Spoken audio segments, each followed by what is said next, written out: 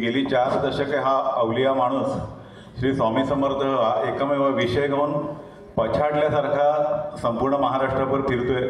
किंबहुना मी असं म्हणेन की जिथे जिथे स्वामी समर्थ महाराज गेले तिथे तिथे हे सद्गुरू जाऊन आलेले आहेत। आज इतक्या मोठ्या कार्यक्रमाचा घाट त्यांनी घातलेला आहे, पण असं असतानाही पडद्याच्या मागे राहण्याची त्यांची जी भूमिका आहे तर ती भूमिका किमान आजच्या दिवशी तरी ती लोकांच्या समोर यावी। सध्या पावसाळ्याचे दिवस आहेत, आपण सगळे मुंबईकर अनुभवतोय की गेले काही दिवसांचा रखरखाट आहे, पण आज सकाळपासून अत्यंत शीतल आपण जसं म्हणतो तसं वातावरण आहे आणि हे केवळ स्वामीसूत महाराजांसाठी आहे। आणि ह्या स्वामीसूत महाराजांसाठी संपूर्ण दिवसाचा एक कार्यक्रम करावा असं एका व्यक्तीच्या मनात येतं आणि ती व्यक्ती तू आहेस। तर काय तुला आजच्या दिवशी म्हणजे तुझ्या नेमक्या भावना आधी म्हणजे तू आम्हाला एक सांग की काय तुला नेमकं असं वाटतं, म्हणजे ही कल्पना ती मुळात तुला का सुचली आजच्या दिवसाची की संपूर्ण दिवस आपल्याला कार्यक्रम करायचा आहे? विवेक कसं आहे माहिती आहे का, आपण जेव्हा एकरूप होतो, आपण जेव्हा स्वामीसूत महाराजांवरती स्वामी महाराजांवरती आपल्या मनात जेव्हा प्रेम उत्पन्न होतं, एक आपुलकी उत्पन्न होते, त्याला हे सगळं सहज घडतं। मी काय विशेष करतो असं मला वाटत नाही, हे सगळं सहज घडत असतं। ते तू म्हणतोय ते खरं असं ना, तरी मला स्वतःला असं वाटतं ना की एक कुठेतरी एखादा टर्निंग पॉईंट यावा लागतो आयुष्यामध्ये। हा टर्निंग पॉईंट आला, निश्चित आला। टर्निंग पॉईंट म्हणजे तुम्हाला सांगतो ना, तो तर प्रत्येकाच्या आयुष्यामध्ये येतो। प्रत्येक जणाच्या आयुष्यामध्ये एक कुठला तरी असा टर्निंग पॉईंट येतो की त्यावेळेला ती सगळी शस्त्र गळून पडतात, तुमचा अहंकार वगैरे सगळं गळून पडतं। आणि ती जी हाक असते त्या वर्षा परब्रह्माला किंवा तुमच्या सद्गुरूला, ती हाक अशी अंतःकरणापासून असते आणि त्यानंतर त्याला निश्चितच तो परमेश्वर तुम्हाला हात देतो, तो तुम्हाला उचलून काढतो। ज्या काय परिस्थितीमध्ये तुम्ही असता तिथून तुम्हाला अलगद बाहेर काढतो आणि तिथपासून निश्चितच आपल्यापैकी सगळेजण, कोणाच्या आयुष्यामध्ये तो उशिरा येतो, कोण इतके नशीबवान असतात माझ्यासारखे ते त्यांच्या आयुष्यामध्ये तो जरा लवकर येतो आणि मग ते साहजिकच ते स्वामी महाराजांकडे वळतात, स्वामीसुतांकडे वळतात किंवा त्यांचं जे आराध्य दैवत असतं तिथे वळतात आणि मग त्या वळल्यावरती त्यांना असं कळतं की बा इथून आपल्याला स्रोत आहे। आपण प्रपंचिक माणसं आहोत, काही त्याच्यामध्ये काही गैर नाही आहे। आपण आपला स्वार्थ देवाकडे पण साधण्यासाठीच आपला जन्म आहे, पण मार्ग व्यवस्थित असावा असं मला वाटतं। कारण माझा स्वतःचा अनुभव असा आहे, मी महाराजांना स्मरतो, स्वामीसूत महाराजांना स्मरतो आणि मला सगळा हिशोब रोकडा मिळत असतो। सकाळी काहीतरी हातून एखादं दुष्कृत म्हणजे काहीतरी घडावं, प्रवास करत असताना कोणाला तरी चुकून काहीतरी तोंडातून जावं, कोणाला तरी शिवी असल्या किंवा मुंबईत राहतो सगळंच काय होतं, तेव्हा कुठेतरी आपलं मन खातपणे आपण विसरून जातो कधी कधी, पण संध्याकाळी काही ना काही आपल्याला त्याचा हिशोब मिळतो। स्वामी महाराज अगदी रोकड दैवत आहे, त्याचं सद्गुरू स्वामीसूत महाराजांकडे तुम्ही जर डोकं टेकत असाल, जेवढे दयाळू जेवढे प्रेमळ तेवढे रौद्रसुद्धा आहेत। कडक आई असतं ना आपली तशी आहे ती। सोशल मीडियाचा सर्वात जास्त प्रभावी वापर जर तू केला असशील तर त्यासाठी आम्ही तुला सलाम करायला पाहिजे, कारण आज आपण इकडे बघितलं तर 25,000 त्याचे अधिक सबस्क्रायबर आहेत आणि त्याचे व्हिडिओ हे जवळपास 40-45 मिनिटाचे एक तासाचे असतात आणि यूट्यूबच्या सर्चनुसार ते संपूर्ण पाहिले जातात। म्हणजे आज असं आहे की सोशल मीडियावरती लोक अगदी 5-5 मिनिटं एखादा व्हिडिओ बघतात आणि लगेच ते पुढच्या व्हिडिओकडे जातात, पण त्याची एक सांगण्याची शैली म्हणा किंवा त्याची जी निवेदन शैली किंवा त्याच्यामध्ये जो आशय हा इतका जोरदार असतो की लोकांना तो 1 तास किंवा तो संपेपर्यंत तो पाहावासा वाटतो, ऐकावासा वाटतो आणि त्याला पुन्हा पुन्हा त्याला ती व्ह्युअरशिप त्याला मिळते। म्हणजे एकदा ते बघून त्याचं समाधान आहे, ते वारंवार बघितलं जातं, शेअर पण केलं जातं। तर हे सगळं तू कसं जुळवून आणलं? स्वामी समर्थ महाराजांसारखा विषय जर तुम्हाला मिळाला त्याच्यामध्ये तुम्ही एक जन्म नाही तर पुढच्या काही जन्म तुम्ही रमा, पण शेवटी बोलण्याचा स्वभाव तो जो होता आपला बोलका स्वभाव हा कुठेतरी मला फ्रस्ट्रेट करत होता। मी कुठे बोलणार, अरे घरच्या माणसाकडे बोलायला गेलं तर ते काय ठराविक ऐकून नंतर सांगायचे की बस झाला आता तू तुझं जा आपण टेबलावरती बसली। आणि अशा वेळेला माझ्या एका लहान मित्राने मला यूट्यूब चॅनलचं प्रोत्साहन दिलं। त्यांनी फक्त यूट्यूब चॅनलचं त्यांनीच प्रोत्साहन दिलं नाही तर त्यांनी ते माझं पहिलं जे शूट झालं स्वामी महाराज आणि गणपती बाप्पांबद्दलचं साम्य, तेव्हा मी तेवढं गांभीर्याने घेतलं पण नाही। त्यांनीच मला विचारलं नाव काय ठेवायचं, नाव पूर्वी अंक चालवत होतं त्याचं नाव सुद्धा स्वामीराज माऊली होतं। मी आपलं स्वामीराज माऊली ठेव म्हणून सांगितलं त्याला, त्यांनी ते नाव ठेवलं। त्याच्यानंतर मग त्यांनी मला सांगितलं ह्याला लोगो लागेल, लोगो। मग लोगो कोण करायचं म्हणल्यावरती आम्हाला पहिलंच नाव माझ्या मनामध्ये आलं ते माझे मित्र चंद्रकांत मिस्त्री।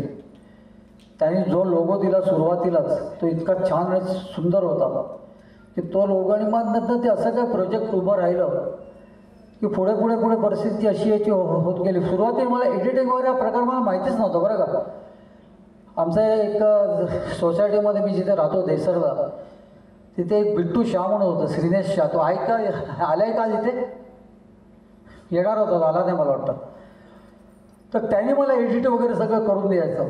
मग त्याच्यानंतर आमचे सातोच करतात. आणि हा चॅनल स्वामी महाराजांचा आणि स्वामी सुत महाराजांचा मी का म्हणतो, तर ह्या चॅनलला असे काय लाभले, या चॅनलला स्वरगंधर्व लाभले, या चॅनलला एडिट गंधर्व लाभले, ह्यांच्यासारखे सुद्धा लाभले.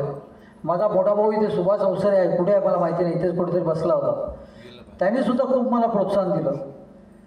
त्याच्यानंतर इथे गाणारे भेटले मला. म्हणजे जसं काय माझी मोठी एखादी फिल्म कंपनी असावी ना, सेवेला ते पण इथे कुठल्याही बाबतीमध्ये कोणाचाही व्यवहार नाही आहे. स्वामीसुत महाराजांचं पसायदान होतं हे कितीतरी लोकांना माहितीच नव्हतं. ज्ञानेश्वर माऊलींचं पसायदान आपल्याला माहिती आहे, आपल्याला तुकोबांचं पसायदान माहिती आहे.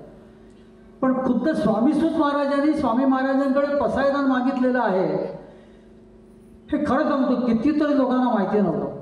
खूप लोकांना माहिती. आमचा आता स्वामी सुतांचा संप्रदाय असल्यामुळे बहुतेक आम्हाला माहिती असेल की आम्हाला माहिती होतंच, पण ते माहितीच नव्हतं. आणि ते पसायदान मी विचार केला की माझ्या पहिल्या एपिसोडपासून, कारण मी प्रत्येक एपिसोड हा माझी उपासना असते. तर त्या उपासनेच्या नंतर काय असतं, तर आपल्याला साहजिकच एक आपल्याला अपेक्षा असते की आपल्याला प्रसाद मिळावा. आणि पसायदान म्हणजे काय, प्रसादाचं दान आपण मागत असतो आपल्या दैवताकडे. आणि तिथपासून माझं असं जरा ठरलं की पहिलं एपिसोड मी शूट केलं आणि ते आमचा जो बिट्टू शाह ज्यावेळी एडिट करत होता तेव्हाच मला सुचलं त्याला आपल्याला पसायदान करायला पाहिजे. मी ताबडतोब अविनाश दादा आमच्या फोन केला, म्हणलं अरे पसायदान आपल्याला, अविनाश दादा मला 15 मिनिटात गाऊन दिलेलं पसायदान आता आपण प्रत्येक एपिसोडच्या पाठी आपण ऐकतोय. अगदी 15 मिनिटामध्ये ते पसायदान तयार झालं. आज त्या पसायदानाचं इतकं प्रचार झालेलं आहे, इतका प्रसार झालेला आहे की देशातच नाही आपल्या देशामध्ये कितीतरी लोकांना मी दिलेलं आहे. पण त्याच्या पलीकडे सुद्धा कितीतरी आपल्या मठांमध्ये सुद्धा किंवा आपल्या देशाच्या पलीकडे सुद्धा आपल्या परदेशात सुद्धा कितीतरी अशी लोकं आहेत की त्यांच्या रविवारचं वगैरे त्यांच्याकडे ते सेशन चालतात ज्याच्यामध्ये उपासना चालते. तर ते उपासनेच्या शेवटी एक संबंध, एक असा परिवार आहे चिकागोमध्ये. तर तो रोज रात्री झोपताना पसायदानचा रेकॉर्ड लावतो, स्वामी महाराजांना नमस्कार करू, शांत तेवढ्या वेळ 2-3 मिनटं ते उभे असतात आणि पसायदान ऐकून पसायदान मागूनच ते रोज झोपतात. दुर्मिळ ग्रंथ असो नाहीतर दुर्मिळ घड्याळ असो, तर तो जे काय करतो ते उच्च प्रतीचं करतो. तर मला तुला हेच सांगा, म्हणजे हे मला तुला विचारायचं आहे की ह्या सगळ्या ज्या कल्पना आहेत ना, तर त्याला की तुला ते सुचल्या कशा, की घड्याळ तर सर्वच जण हे करतात, पण त्या घड्याळाचं कुठेतरी कलेक्शन करायचं नाही. असं काय, त्याचा इथल्या जे स्वामींची किंवा स्वामी सुतांची त्याचा काही संबंध नाही. नाही, मी हे तुझं वैयक्तिक म्हणून मी तुला सांगतो. नाही, वैयक्तिक म्हणजे एखादी आवड असते, असू शकते ना आपल्याला, एखादी आवड असू शकते. मला विंटेजची वगैरे सगळ्या पूर्ण जुन्या, माझ्याकडे फक्त घड्याळच नाही, माझ्याकडे जुने पूर्वीचे टेलिफोन्स पण आहेत. अशा काही वस्तू आहेत माझ्याकडे जुन्या ज्या आज आपल्याला बघायला मिळत नाही आणि त्या सगळ्यांना आवड आहे. घड्याळ कशी मी घालतो म्हणून दिसतात. चष्म्याच्या फ्रेम्सचं मला सुद्धा खूप आवड आहे. जुने चष्म्याचे फ्रेम्स मी त्या वापरतो बरं का. म्हणजे फार पूर्वी ते भोस वगैरे वापरायचे, एकच काच, त्याला ते चेन वगैरे. आता माझ्या दोन्ही जे डोळ्याला नंबर असल्यामुळे तो मी वापरू शकत नाही, पूर्वी वापरायचो. पण मध्ये ते चिमटे बिमटे लावायचे लोक असतात मला माझ्याकडे बघून. एक तर झालं ते ध्यान कसं दाढीबिडी वाढले, परत वरती ते चिमटा लावलेला चष्मा वगैरे. पण मला कोणाशी काय करायचं नाही, मला जे आवडतं ते मी या आयुष्यामध्ये भोगणार, मी ते वापरतो. ते अँटिक वगैरे पण ठीक आहे, म्हणजे तुम्हाला आवडते माझी आवड. नाही, तू आता म्हणाले की ही जी तुझी आवड आहे तर त्याचा आणि स्वामी सुत किंवा स्वामी समर्थ संप्रदायाचा संबंध नाही आहे. पण मला मुळातच त्या संबंधाविषयी बोलायचंच नव्हतं. कारण एक आपल्या म्हणजे समाजामध्ये एक प्रकारचा एक तो मतप्रवाह जसा आपण म्हणतो की एखादी व्यक्ती जेव्हा अध्यात्मामध्ये झोकून देते ना, तेव्हा ती पूर्णपणे विरक्त असते. म्हणजे ती लोकांपासून फार दूर असते किंवा तिच्या आयुष्यामध्ये मनोरंजन किंवा रंजन असे कुठले काही क्षणच नसतात. तर त्या पार्श्वभूमीवरती ही जी तुझी बाजू होती ना, ही मुद्दाहून मला लोकांच्या समोर मांडली. ही पूर्ण जरी मी माझा स्वतःचा प्रपंच केला नाही पण प्रापंचिक आहे. मला आवडीनिवडी आहे सगळ्या माझ्याबद्दल गैरसमज दाढीबिडी वाटली असेल तर मला आळस आहे. नाही, म्हणजे तू आमच्यासारखाच नाही आहे. नाही नाही, खरोखर पण कार्याने आळस वेगळा आहेस आहे, तू. खरोखर आळस आहे. आयुष्यामध्ये एकदा मी असे मस्त क्लीन शेव केलेली, मला पासपोर्ट काढायचा होता. पण त्याच्यानंतर मला कळलं की त्याच्यानंतरचे पुढचे 8-15 दिवस फार बिकट जातात, खूप घाणेरडं दिसतं ते. त्यापेक्षा व्यवस्थित जी दाढी जर आपण वाढवली, फार फार लोक काय दाढीवाला म्हणतील, मी कधी याची डाय वगैरे पण नाही केले आणि मला त्याच्यात आनंद वाटतो, बरं वाटतं मला त्याच्यात काय. पण चुकून कोणीचा गैरसमज करू नये.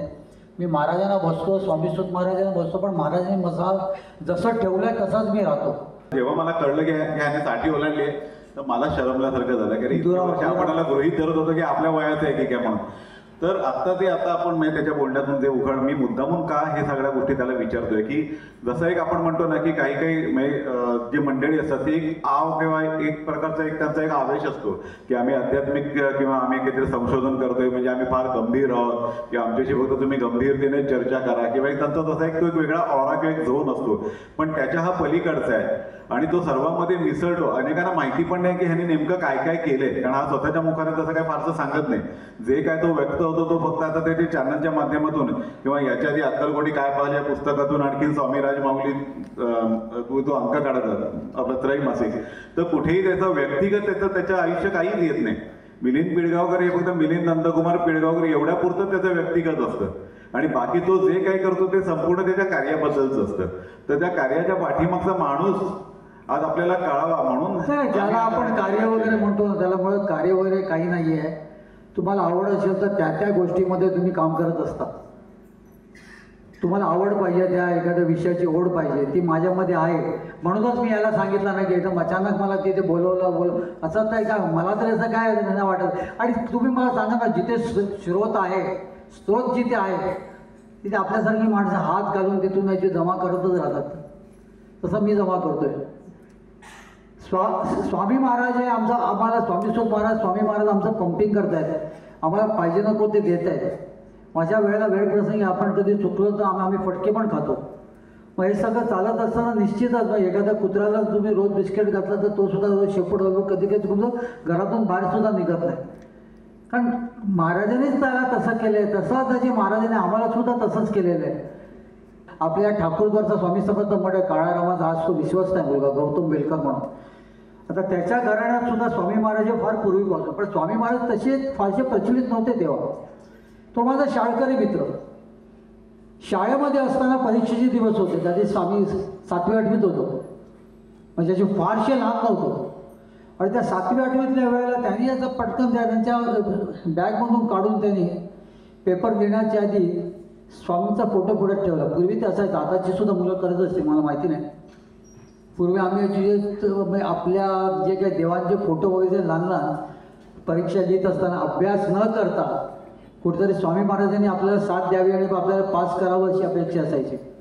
आणि फोटो ठेवायचा, त्यांनी स्वामी महाराजांचा फोटो ठेवला पुढे कसा एवढाच लहान. आणि मी तो बघितल्या क्षणी मला एवढा राग आला, आपल्या स्वामी महाराजांचा फोटो हा कसा काय आपल्या बॅगेत घेऊन फिरतोय. आणि परीक्षा राहिली बाजूला, आमची दोघांची रवानगी त्या टीचरने किंवा त्या सुपरवायझरने प्रिन्सिपलच्या रूममध्ये, आम्ही दोघं एकमेकांची शर्ट बिर्ट फाडून असतो. त्या मठाचा विश्वस्त आहे गौतम बेलकर म्हणून, बहुतेक त्याला ओळखण्यात काही माणसं असतील हे आहे तिथे.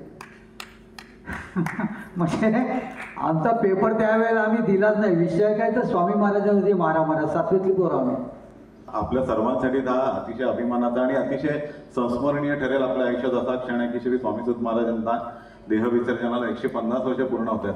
तर मी स्वामी समर्थांच्या चरणी आणि श्री स्वामीसुत महाराजांना साक्षी ठेवून मी अशी तुला शुभेच्छा देतो की उर्वरित काळात अधिक संशोधन तुझ्या हातून होवं आणि ते आमच्या सर्वांपर्यंत पोहोचवं आणि आम्ही सर्वजण स्वामी समृद्ध होऊ असं मला वाटतं. याच्यासारखी मोठ्या शुभेच्छाच नाही. आणि याच नोटवरती मी आज आमच्या या छोट्याशा अतिशय आगाऊ पद्धतीने घेतलेल्या मुलाखतीचा मी आज समारोप करतोय. आणि तुम्हा सर्वांच्या वतीने मी मिलिंदला शुभेच्छा देतो की उत्तमोत्तम कार्य आज त्यांच्याकडून घडो. इथे स्वामीसुतांचे वंशज ते जरी म्हणाले की आम्ही वंशज आहोत वगैरे, पण ते वंशज आहेत, तो त्यांचा मान आहे. आणखी इथे अरुण काका आहेत गोपाळभवन ते विद्यमान वंशज. तर ह्या दोघांच्या उपस्थितीमध्ये मी तुला की शुभेच्छा देतो सर्वांच्या वतीने की उत्तमोत्तम कार्य सातत्याने तुझ्या हातून घडत राहो आणि त्या सर्व घटनांचे आम्ही सर्वजण साक्षीदार कायमस्वरूपी होत राहू.